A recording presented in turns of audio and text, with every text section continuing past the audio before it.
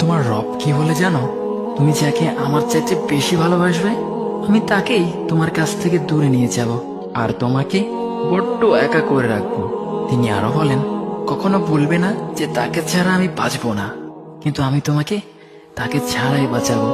পিছনের সব আবেগ কেড়ে নিয়ে তোমাকে দিব্যি সামনে এগিয়ে নিয়ে যাব।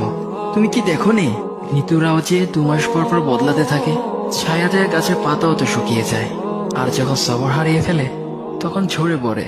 কিন্তু তোমার রব তো ধৈর্যশীল ও পরম দয়ালু। তিনি তো সেই ঝরে যাওয়া পাতার ঢাল থেকেও সবুজ পাতা গজান। তুমি কি দেখছো না তোমার স্রষ্টার এই নিদর্শন?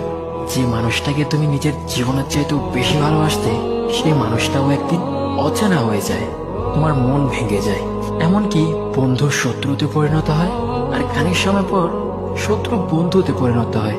যে মানুষটাকে তুমি নিজের জীবনের অংশ ভাবতে, সে মানুষটাও